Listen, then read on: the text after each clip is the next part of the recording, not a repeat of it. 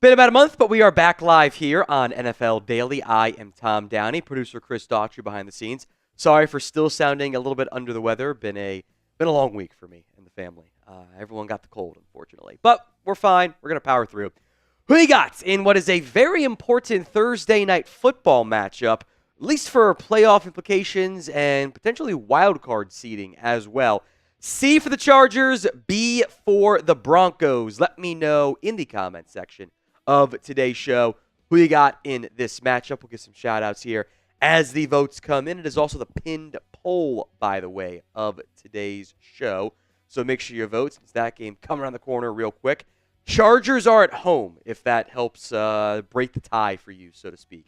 62% say C for the Chargers, but Dustin, Paul, Eric, Bryce all type it in their Bs. We Out Here Entertainment says C. Epic Jets got a B. Gaming Wizard has C. Not sure about this one. I think it's going to be maybe a bit of an ugly game. It's Thursday Night Football. It can often get ugly, as we saw with Rams-Niners. Sorry for those of you who had to play Cooper Kupp in your fantasy playoffs. That was not fun for anybody. Gaming Wizard has C. Adam, I think it's Roars. If I'm pronouncing that right, Adam. I'm terribly sorry. Has a C. Denver's defense played well. I feel better about the way Denver played last week. Chargers, that was bad against the Bucs. 40-17. It's a bit of a concerning performance there. Hopefully it's a good game and one that we don't mind watching because we have nothing better to do with our lives on December 19th at 8:30, 9 p.m. Eastern Time. Get your votes in. C for the Chargers, B for the Broncos. I want to go Chargers, but I don't like the way they've played of late a little bit. Denver was in a bad spot for a while against Indy, and then Jonathan Taylor fumbled, and didn't fumble. He dropped the ball at the goal line like a child, and that game completely flipped and was never the same. Then they're doing trick plays, and Nick Bonito comes out of nowhere to make the play. I'm talking myself into Denver a little bit here. I don't know. Toss up for me. C or B, go vote in the comments section. Today's live show is made possible by Game Time. Game Time is focused on togetherness this holiday season. That means when you bring people together at live events, the experience is that much better, and it's the perfect gift. That might not be for a football game for your significant other, but it might be tickets to a theater event, something along those lines, maybe a concert. Plenty of those still available. Go download the Game Time app, create your account, use code CHATSPORTS for $20 off your first purchase. Terms apply. But again, create your account, redeem code CHATSPORTS, CHATSPORTS, for $20 off. Download Game Time today. What time is it? It's Game Time. Links in the comments and the description of today's show, which is also made possible by Prize Picks. It is the best place to get real money sports action. With over 10 million members and billions of dollars in awarded winnings, Prize Picks has made daily fantasy sports accessible to all. You pick more or less on at least 2 players for a shot to win up to 1,000 times your cash. Run your game all season long on Prize Picks. They're giving away 2 free picks in December, and they're giving away $30+ million in rewards during Picksmas. Download the app today. Use code CLNS to get $50 instantly after you play your first $5 lineup. That's prizepicks.com/CLNS. Use code CLNS to get $50 instantly after you play your first $5 lineup. We're going to talk Falcons today. And which is the name of the show, too, which I didn't realize until I just said it. Pun not intended. And the quarterback situation that is, I don't know, heating up, for lack of a better phrase. Pick your quarterback. The Falcons are still in the playoff hunt. They are at the fringes of, we got to win out to make the playoffs because of who they play down the stretch here. Kirk Cousins there was a point in the midway of the season, like, okay, he's back, he's playing well, he's good to go, they're going to go on a heater. He has been bad. Like, bad for 5 straight games. The Falcons have lost 4 of those. And I have real concerns with how he's played. Like, not like, Kirk's being Kirk again. Like, no, this is worse than Kirk Cousins normally plays. Not that he's played bad over the course of his career. This is not good play. Falcons have a first-round pick in Michael Penix Jr. on the roster, just kind of hanging out, waiting, biding his time. The comments made by Raheem Morris did not close the door on making a quarterback switch either, by the way, late in the season here as the Falcons get to crunch time. Pick your QB. KC for Kirk Cousins, if you like that. MP for Michael Penix, if you don't like that. Get it? It's too cheesy? I don't know. KC or MP, Math and Makeup's got KC. Dustin and Paul have MPs in the comments. I don't want to ruin the conversation too much that we're going to hear in a little bit. The numbers that we have seen from Kirk Cousins are just frankly very concerning. It has not been acceptable play for such a huge portion of this season.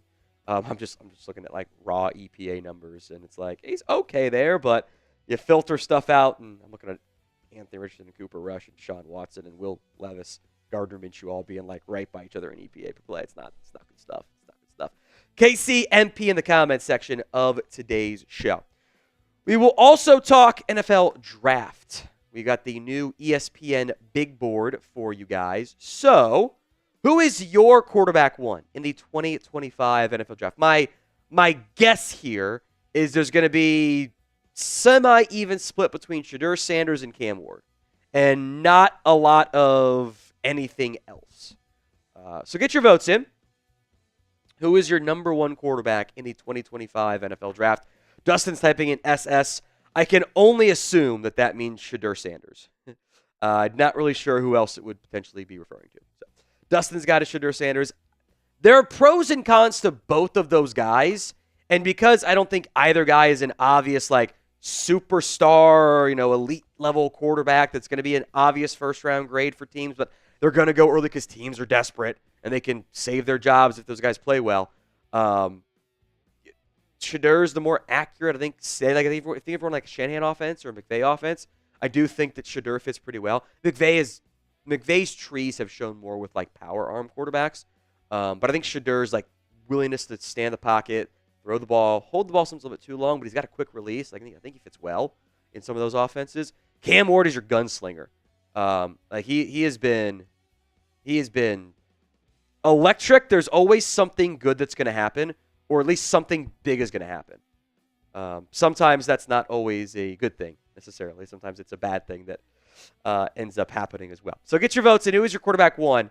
Shedeur, yes. Brandon says Vikings fans love Kevin O'Connell. I mean, yeah. Guy's awesome. Chris, what's up? Why is a guy like Dylan Gabriel not getting enough love? Because he's small and old and doesn't have great physical skill sets and kind of benefits from the offense. I think he's going to go earlier than people think, but this is what's the comparison here?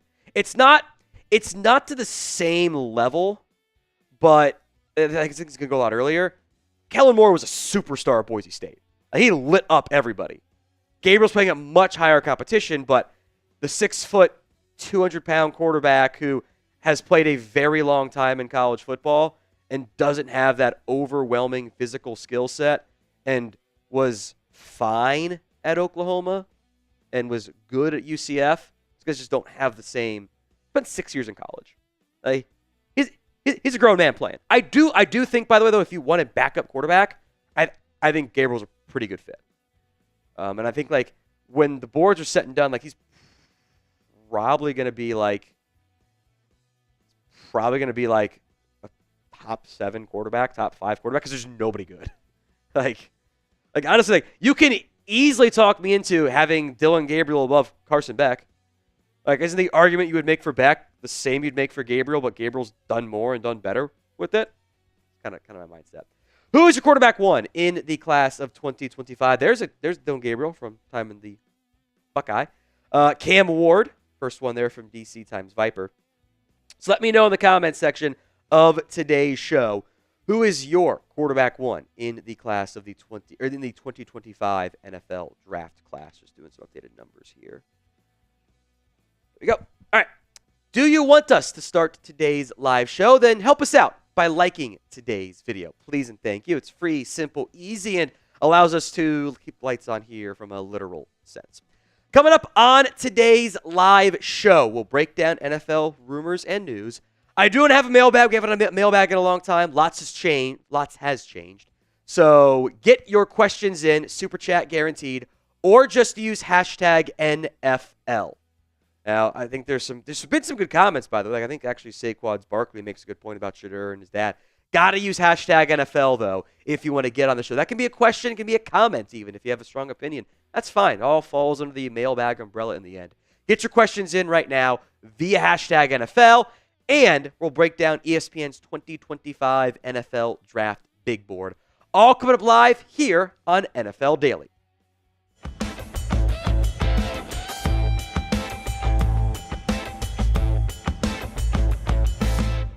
We don't just have the NFL playoffs around the corner. We have the college football playoffs as well.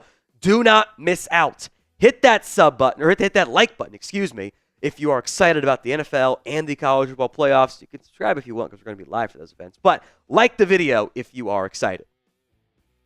Let's talk Kyle Shanahan trades. Since this keeps popping up in the NFL mediaverse, Troy Aikman, ESPN Monday Night Football color commentator, the latest to get on board with this idea of Shanahan to the Bears, kind of saying, I'd be all for it. I'd trade picks to go get him.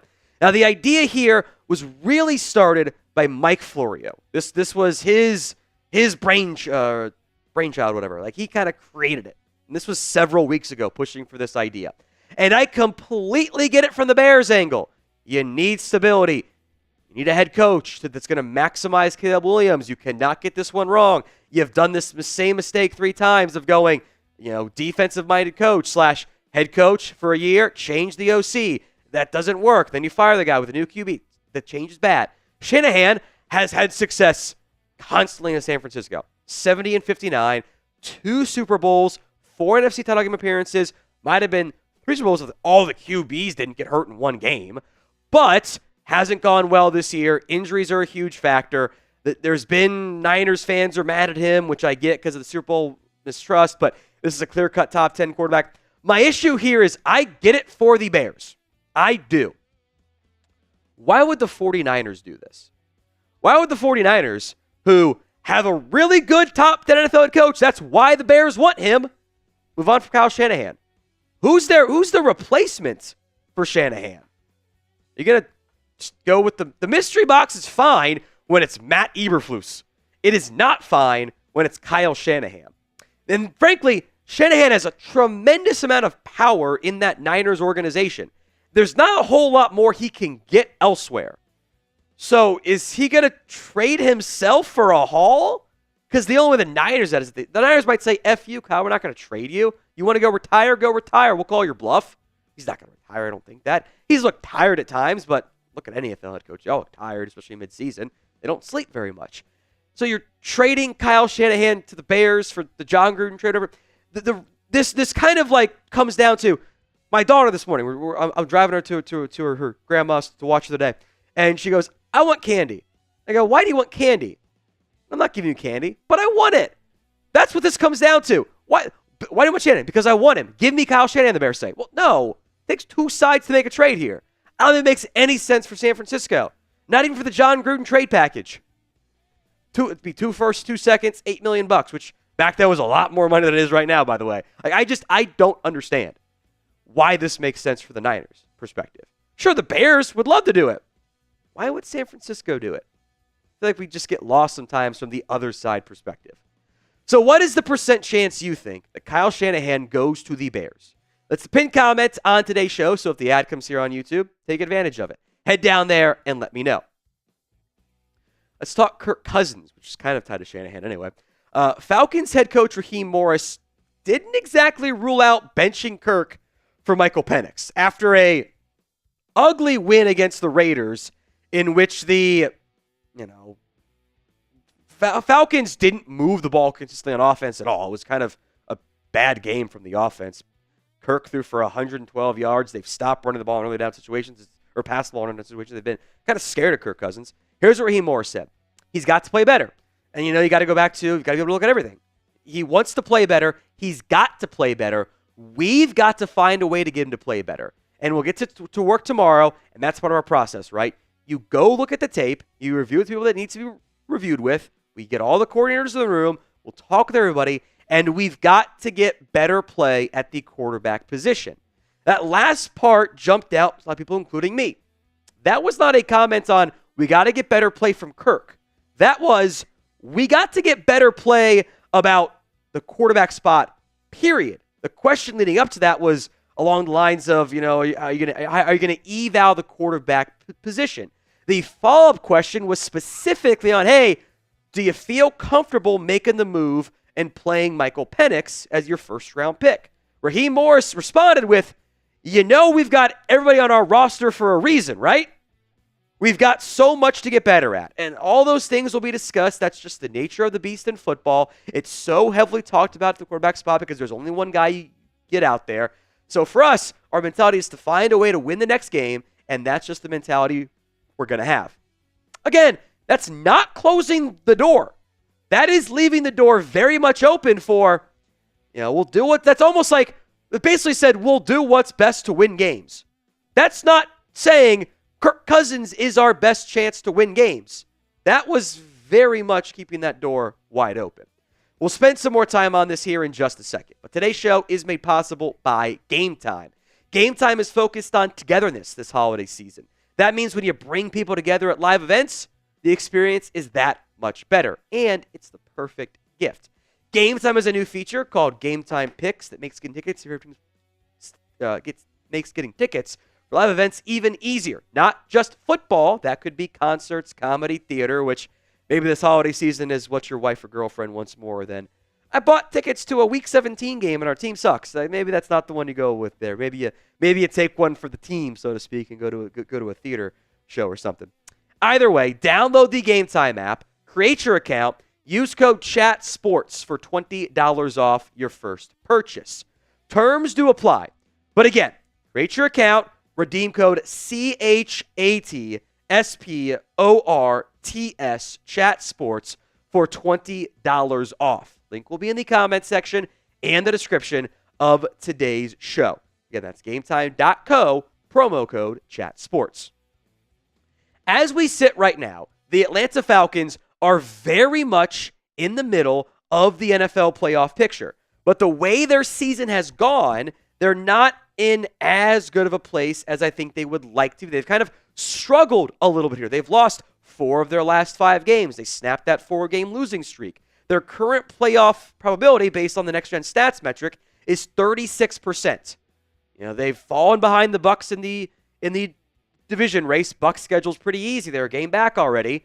And the Commanders' schedule, they've got more wins than you do, but the Commanders and Falcons play in Week 17. Commanders play the Eagles this week. Commanders could lose this week, then have a Week 17 matchup in prime time between Washington and Atlanta in a winner really seizes control of that last wild card spot. Losers in a bad place. That's Giants and Panthers later should win almost regardless of the QB. Week 17, not so much. If you're going to make the move at quarterback, you'd probably do it in Week 16 to put yourself in the best shape possible for Week 17. Overall this year, Kirk Cousins has not been the same guy. He has normally been if he's not a top 10 quarterback, he's always been a pretty safe top 15 quarterback.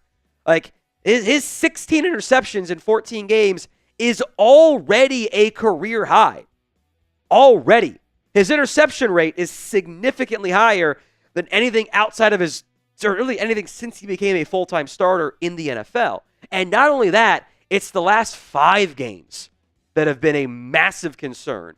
The completion percentage dipped a little bit, the average has dipped a little bit, but he can't move in the pocket the way he used to. 1 touchdown against 9 interceptions in 5 games. That's horrible. That's worse than Will Levis was playing. To put it in perspective, an EPA play, first 9 games this season, he was the number 12 quarterback, which is about what he normally is. Fringe top 10. The last 5, he's bottom 3 among all NFL QBs that qualify. That's really bad. And that quarterback play is not going to beat Washington. It's not going to do anything in the postseason.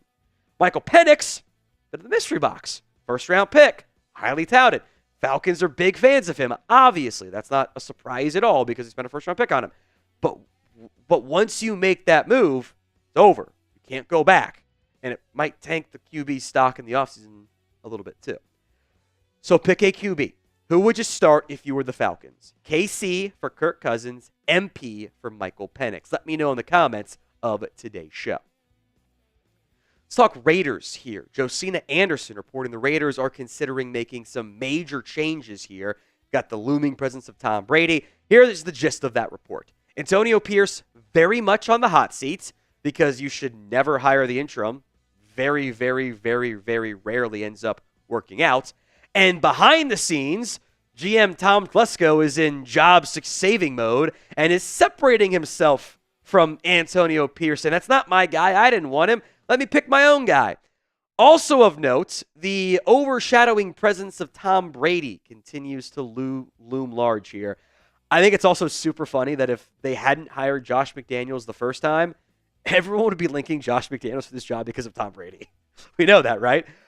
Brady is, it sounds like the Raiders and Mark Davis are going to heavily lean on Tom Brady to pick the next QB.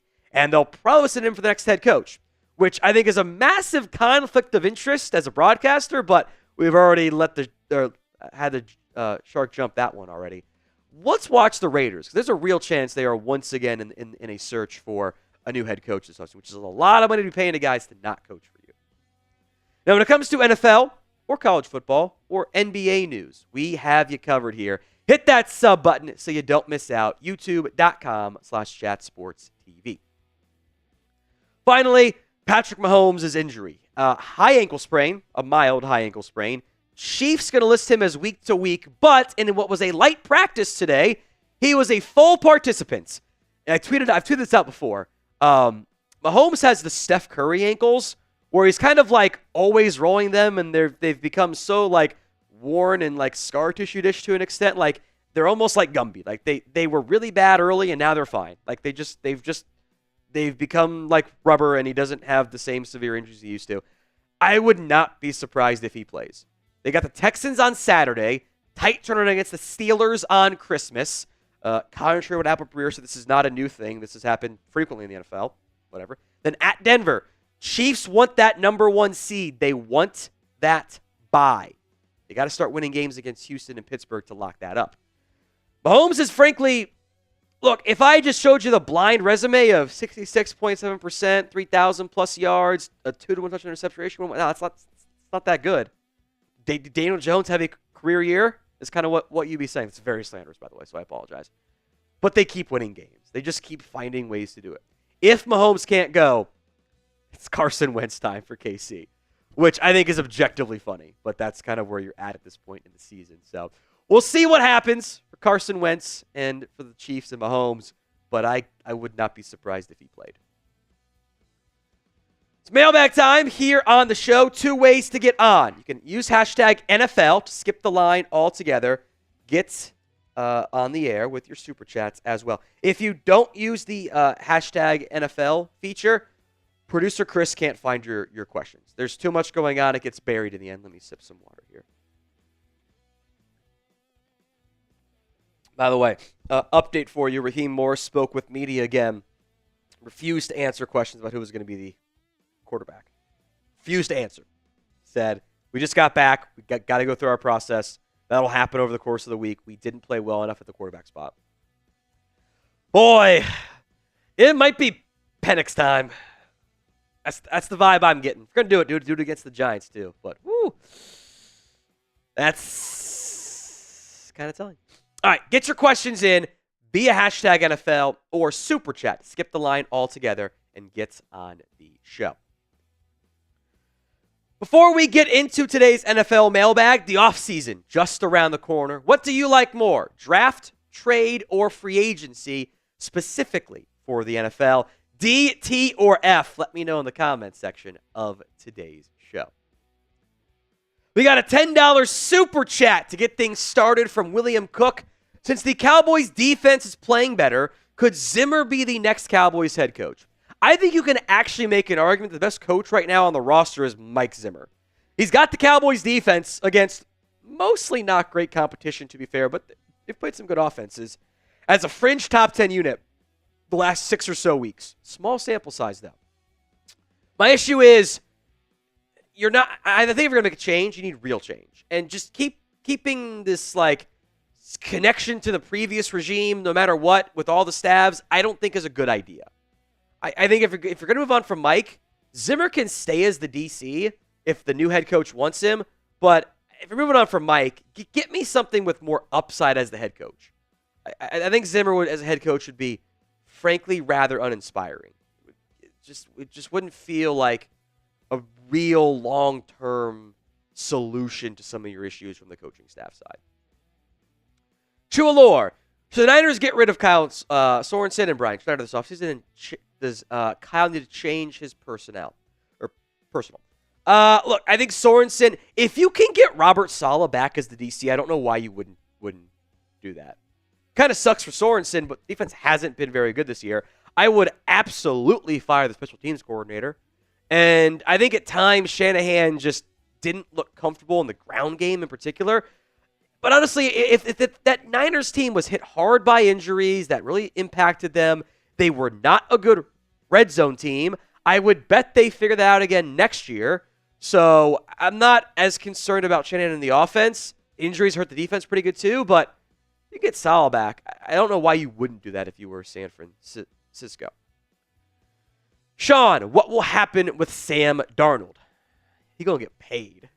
All my years slandering Sam Darnold have not worked out very well for me this year. I think it's a Kevin O'Connell trick, though. I mean, look at the difference in Kirk Cousins, injury notwithstanding this year.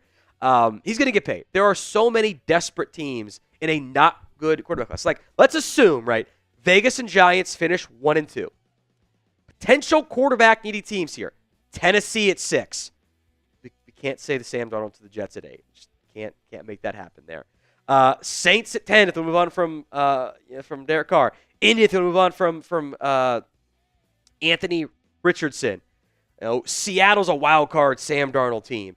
But somebody's going to be like, yeah, we got to get this guy. We got to go down this path. Or even if the Vegas and Giants don't go quarterback in round at 1-2, or if they fall to 4, Darnold, I think, is going to get a Baker Mayfield-esque contract, which probably a year later is about $35 million per year.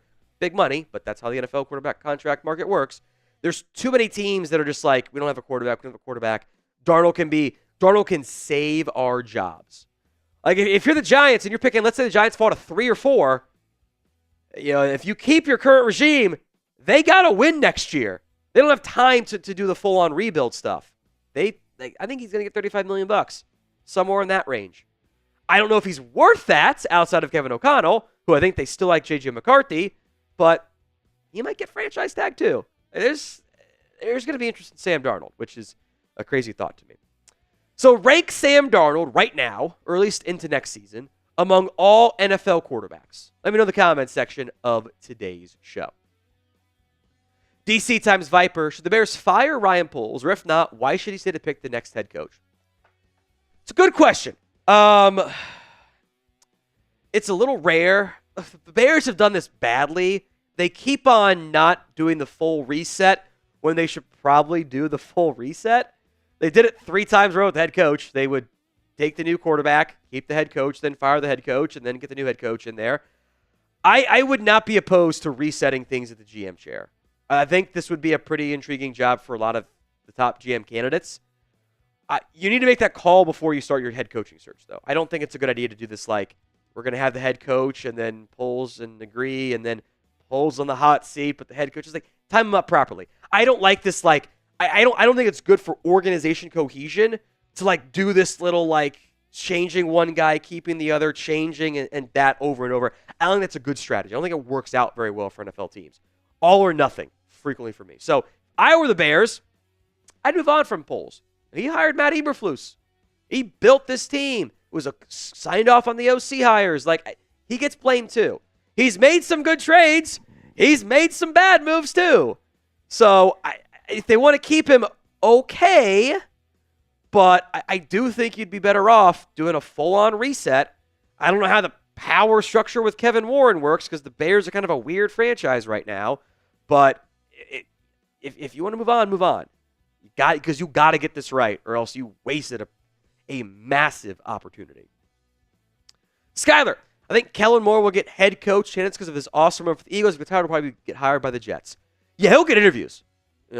These young, everyone wants the young offense because we want to get the next Sean McVay, they want to get the next Kyle Shanahan, they want to get the next Matt LaFleur, which I don't disagree with. Andy Reid falls in that bucket too, as old as he is now. Sean Payton falls in that bucket too. A lot of good offensive minds become good head coaches. So I think guys like Kellen Moore, I think Liam Cohen for the Bucks is maybe, and Joe Brady of the Bills are high on that list. Haven't been in love with Bobby Slowick of late, but those guys are going to get interviews. Do they get hired? I think the interview process matters a lot there, but I think going to a team that wants to kind of take a slower approach, like the Jets, actually might make sense for Kellen Moore.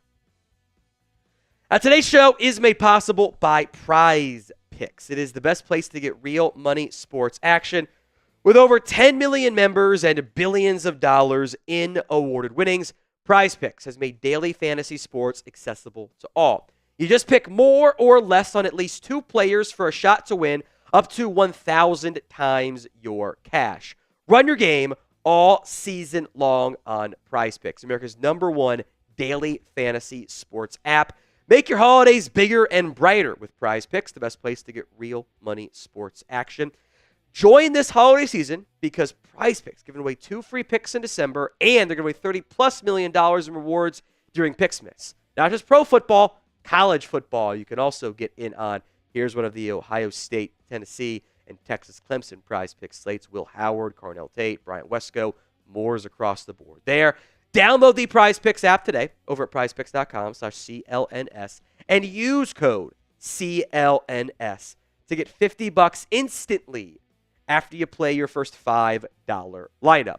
Link will be in the comments section and the description of today's show. That's prizepicks.com/CLNS. Cobra Kai World, as the Patriots fire Gerard Mayo. Yeah, I think more so than most NFL teams and most first-time head coaches, you're really seeing the rawness out of Gerard Mayo. Like, he is consistently not saying the right thing. Like, talking about the play calling. Well, you said it, not me. Why would you answer like that, Gerard? Like, I think there is some, management aspects that he's just not good at yet. Because he's young. He's a first-time head coach. I would be surprised if they fired him because Robert Kraft cares about his image. Very clearly cares about that. I mean, he did the entire documentary to minimize Bill Belichick's role. Like, that happened. Firing the guy he handpicked to be Belichick's successor? That's admitting a mistake. Seems early for that. So I don't think they fire him, but they got to get better results too. Because I like a lot of what I've seen from Drake May, but they got to get more results as they move forward. From John, what is Deebo Samuel worth in a trade? I don't think anything. Deebo has not been good this year. He doesn't look like the same explosive, creative athlete he was previously. Now his contract is a little bit weird. They've kind of already maxed it out to an extent. He's due a new deal this upcoming season, basically, because he's got a $15 million cap hit with most of that all guaranteed, but the new money the team would owe is all of like there's an option bonus that's due, so it's weird is the best way I can describe it. But it still ends up being like he's due a decent chunk of change this upcoming season. I think they either trade him or extend him or cut him.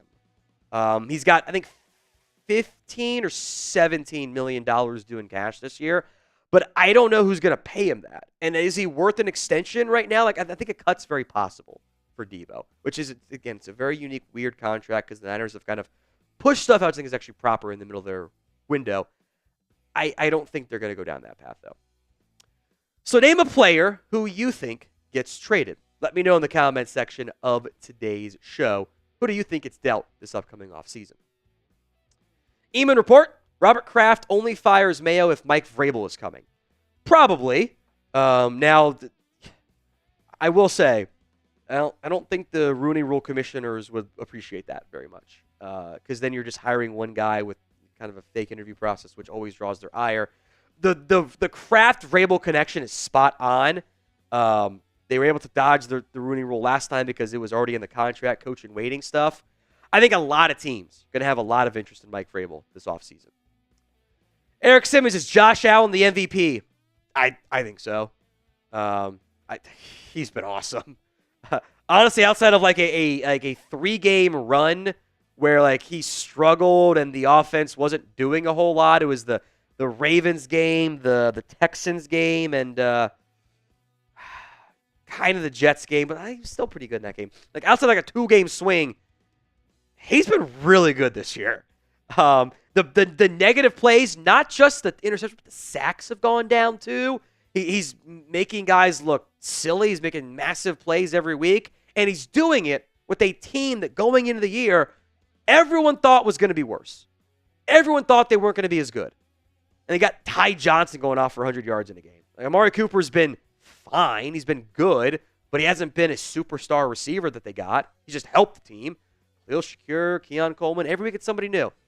I would give it to Josh Allen. It's kind of funny. Last year, you compare Lamar Jackson's seasons, I think you make a better argument that last year wasn't as good for Lamar as this year, but I think Allen is more deserving this year. Could also maybe make an argument that maybe Lamar wasn't the most deserving guy last year, but I digress.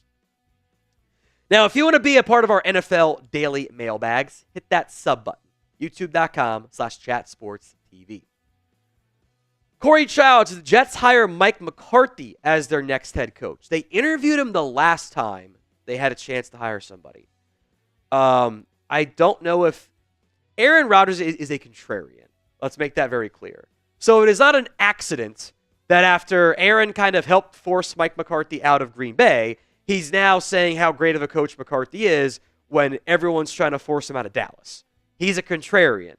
I don't know if if his presence there, which may or may not be there for 2025 anyway, it's a positive or a negative thing. But I do think McCarthy's the top 32 NFL head coach, so I wouldn't be shocked if he got a job somewhere. Ryan, can Quinn Ewers or Carson Beck boost their stock? Yes.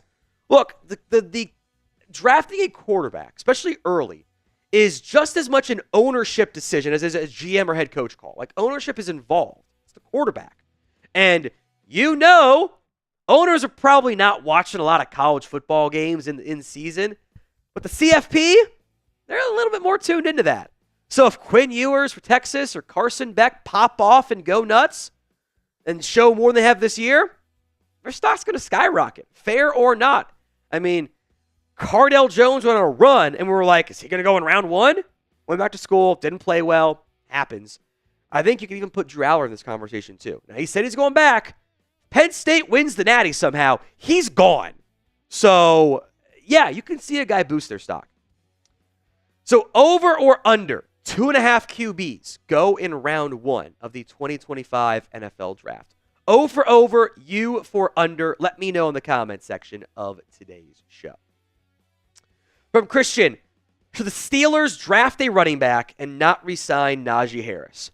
Yeah, it wouldn't be a surprise to me. Look, Najee Harris is the exact same guy he has been almost every single year of his career. He is a workhorse.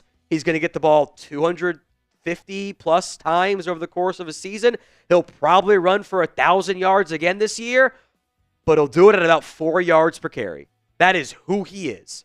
That's fine, but I think you need more than that if you're going to pay a guy. Now, especially for a team like Pittsburgh that's going to commit money to Russell Wilson, and they have Jalen Warren, they can add a running back. They love Cordell Patterson, so I don't know if he's a great fit for what they have up front on the offensive line with Smith, etc. So, and I think there was some bad blood because Harris wanted to get paid this year. Pittsburgh said no. He's having the exact same year. Keep an eye on the Raiders for Najee Harris. Najee's from California, from, I think it's like Antioch is where he went to high school. It's like not that far from Oakland originally. I would not be surprised if the Raiders make, because they're going to take a quarterback early. Not going to take Jeanty. Why not throw some money at Najee Harris? Give him $5 million or something. Eamon Report. I'm predicting the Colts pull the plug on AR, sign Sam Darnold in 2025 to make the Colts a playoff team. I could see it. The Anthony Richardson thing, it hasn't been handled right. Like, it's very frustrating to me for everyone that has watched him to go, okay, he's a project. He needs time. It's not going to be instant. He might be less raw than you're saying, but he needs time. We all knew that. You drafted Anthony Richardson to go on the Josh Allen arc. The Josh Allen start arc and Anthony Richardson start arc are very similar statistically. And they already benched him once. Instead of letting him play it out, I think it was an ownership-led thing, by the way. If instead of letting him play it out, and now you're going to maybe pull the plug, that frustrates me because you're not setting him up for failure and you're going back on your plan. You knew what you signed up for and you bailed on it. It doesn't make much sense to me. But that would not surprise me because ownership is very antsy. All right, who is the next NFL head coach fired? Let me know in the comments section of today's show. Next head coach fired. And yeah, I know, Jerome, the Raiders not in Oakland anymore, but I meant that I think you grew up an Oakland fan, which I probably could have explained better than I had previously. But oh well. Next NFL head coach fired. A lot of Doug Peterson comments there. A lot of Doug Peterson ones. I was surprised he wasn't fired mid-season. I was very surprised by that. I thought he was gone for sure. Brian Dable. Black Monday could be black for a few teams. I also wouldn't be surprised if the Cowboys drag out their decision again. Because they just love doing that stuff, don't they? They love doing it. They love doing it. It's kind of classic Cowboys there. Eamon says both Terry Fontenot and Raheem Morris in Atlanta. I'd be shocked by that. That would be very surprising to me. And he clarified surprising, so it's fine. Like, that's, even if you're disappointed by the not making the playoffs in the first year, which is accurate, you're a fringe playoff team still. Spent a first-round pick on a QB. Who hasn't played yet. I'd be very surprised with that. Zach Taylor, I'd be surprised too. Bengals don't do that. They like to give their guys time. Do that fan on for me too, by the way. Jerome says Bengals, Cowboys, Giants, coach is all gone. Mike McDaniel gone. I'm not going to rule out Mike McDaniel. I do think that'd be a mistake. And the reason being, I think McDaniel kind of got lost in the sauce a bit this year as a play caller. I think he kind of became a parody of himself almost. Like it's Flandersization, the Simpsons term of like you just kind of become an extreme version of your character. Like if you ever watched Brooklyn Nine-Nine, Chris, great show. Amy was like a normal character, and then it just became weird nerd and spoiler alert, marries Jake. Like that's kind of who her character became. Like there was nothing else to her. It just like became an extreme version of things. And that's like what Mike McDaniel kind of did. Like all speed all the time and like no vertical game because we're doing it quickly because our O-line's bad, but they added speed guys on the O-lines. Like I think there needs to be some course correction there, but I think the best fit for Mike McDaniel is Tua, and I think the best fit for Tua is Mike McDaniel. So I would stick with those two guys for a little bit longer. Now, if you want more NFL draft videos for free, you've come to the right spot. Hit that sub button so you don't miss out. YouTube.com/chatsportstv. Free NFL draft videos all season long, plus, of course, will be live once we get to the NFL draft in not that much time. Coming up on today's show, we're breaking down ESPN's Jordan Reed's NFL Draft Big Board. Top 50 players, which means, yes, we will go faster because every single person watching, I promise you, knows who number one player is. Travis Hunter, your Heisman Trophy winner, the wide receiver / corner. I don't feel a need at all to spend much time on him. I think he's going to be as close to a consensus number one overall player as you're going to see in really any draft class. I think most teams will view him as a receiver a little bit, corner as much as possible, unless he really wants to play receiver to get more money. But the market's changing a little bit too. Mason Graham is number 2, which doesn't surprise me very much there. He's a very well-rounded interior defensive lineman. The issue is he's not a Quinnen Williams-type prospect. And in general, there's not a bunch of obvious top 5 talents, even top 10 talent in this class. Abdul Carter, next up here, number 3 out of Penn State. Going to get a lot of Micah Parsons comparisons. Athletic edge rusher, had a really good end of the season. Chance to showcase his talent in the CFP, by the way. Will Johnson was a bit banged up this year, only played 6 games, but has shown some good ball skills. I'm might be more of a 4-5 guy than like a 4-4 guy, but it's a good corner prospect. Ashton Jeanty was awesome this year. He has almost as many yards after contact as the number 2 running back in the nation, who we'll get to on this list, has total yards on the ground. Dude's insane. Now, how high does the back go? We'll find out. Number 6, Malaki Starks. Kind of the defensive version of Ashton Jeanty, not quite as good. Really good safety, impact player. Safety value will bring him down, but someone's going to get an instant day 1 starter. I am excited to see how Mykel Williams performs in the college football playoff, because he was banged up earlier this year, only has put up 5 sacks, but the last time he played, he had 2 against Texas. Now, he's actually, ironically, had 4 of his 5 sacks against Texas all year long, which is kind of hilarious. But if he can ball out in the CFP, it's going to boost his stock. Will Campbell, Jordan's got him as a guard/tackle. I think he is a guard. There's arm length concerns, and I don't know if he can hold up full-time at tackle with some of his athletic play style stuff. I think he's a better run blocker anyway. So I think he's a guard, kind of like in the Peter Skronsky mold, but not as good to me. I actually have Kelvin Banks out of Texas ahead of Will Campbell. Some arm length concerns there too. He can overly rely on his traits at times, and he'll lunge a bit and is on the ground more than I like, but I tend to be okay with that because the traits are really, really good. First quarterback is Cam Ward out of Miami. He is a gunslinger. He is a playmaker, and sometimes has way too much confidence in what he doesn't see or thinks he sees, and will make bad plays, turnover-worthy plays, but will hold the ball too long, but he'll make plays happen too. And for several NFL teams, they need that. However, I do think the quarterback position angle of this has really boosted his stock, because he might be more of the like Bo Nix, Mike McCarthy, or JJ McCarthy, Michael Penix range of draft prospects than the Drake May, Caleb Williams, Jaden Daniels level. Who is your QB1 in the 2025 NFL Draft? Let me know in the comments, just pinned comment actually, of today's show. Ted McMillan, number 11, skinny big guy, kind of like T. Higgins to an extent. Very fluid, good body control. Also makes guys miss. He's my number 1 receiver as well.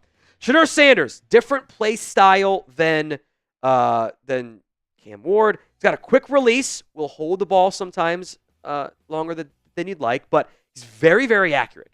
And if you want that, like, West Coast is it's a lot more merging of styles these days in the NFL, but that, like, quick, sometimes quick processing, holds the ball sometimes too long, but quick, accurate quarterback who isn't an elite athlete, but really is, I think, a good pocket passer. Shedeur checks out there. He's my number 1 QB. Interviews will matter. Getting away from his dad might also be a good thing, too. As good as a college coach as he is, it's different in the NFL. How about a tight end, Tyler Warren, who was super fun for Penn State. Their OC got him involved in creative ways. He can run the ball. He can do inline, can do outside stuff. A limited talent class means he could go pretty early, but it's also a tight end. So how early is that? Find out. All right, Jalen Walker, who has played both edge and off-ball linebacker, listed as an edge by Jordan in his ESPN big board. He is a tweener. And I do think a team like the Cardinals, like giving him some off-ball linebacker reps, some like 4-3 Sam stuff, 3-4 outside linebacker and base personnel stuff, and really being a blitzer on third downs, I think that's how you maximize him. James Pierce Jr., again, I want to see him in the CFP.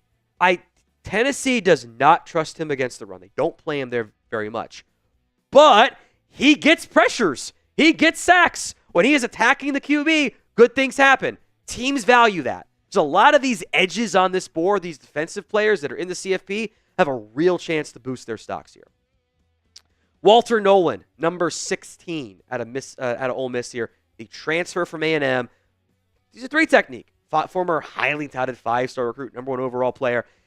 I think Jordan kind of admits this in his article, he is more willing to buy the 1-year breakout when you were a number 1 overall recruit than the 1-year wonder if you were a bit more of an unknown, which I think is fair to an extent.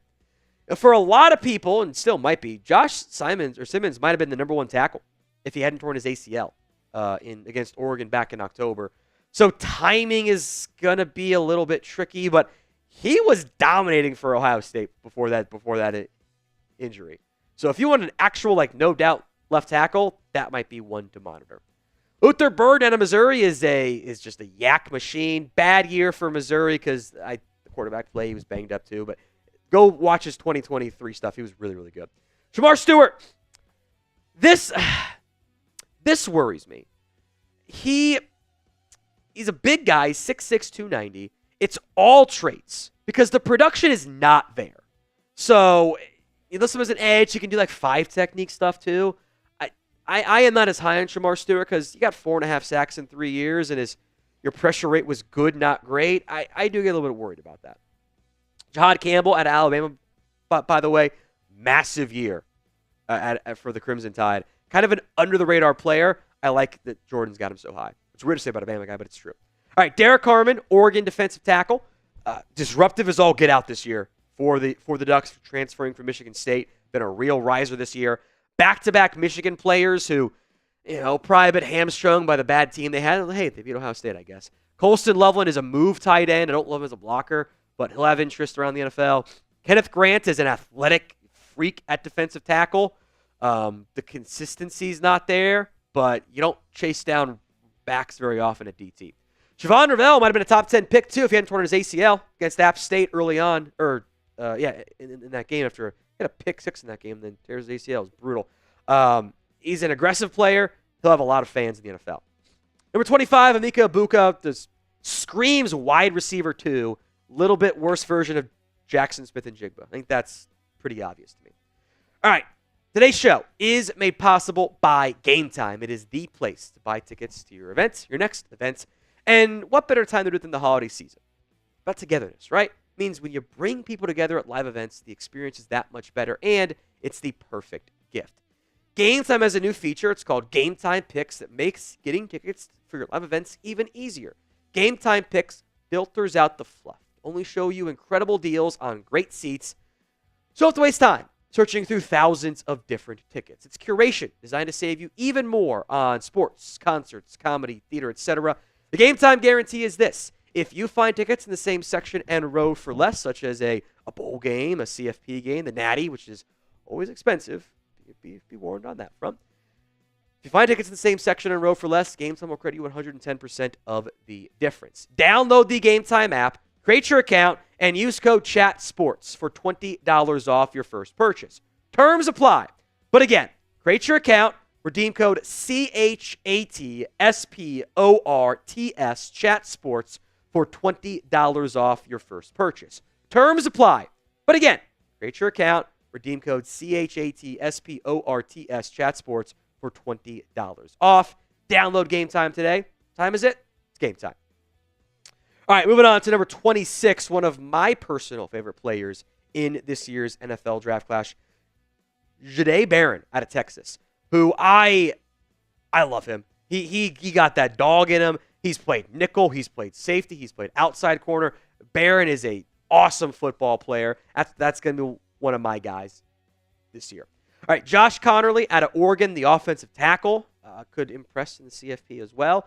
Tyler Booker, your boy, producer Chris, up there at number 28. Powerful football player. Powerful human being. I could see him being a top. I think he might be closer to 50 for me than 28, though. Nick Scorton, who I like more than Shamar Stewart because he produced more. And he was also great at Purdue. Now, he's not as twitched up as some other guys, but I think you lose some weight, he can add some more quickness. I think he might surprise at the combine. Finally, number 30, not finally, but next up is 30 is Drew Aller. Now, I will make notes. Since ESPN posted this, Drew Aller has said he's going to go back to school. That could change, though.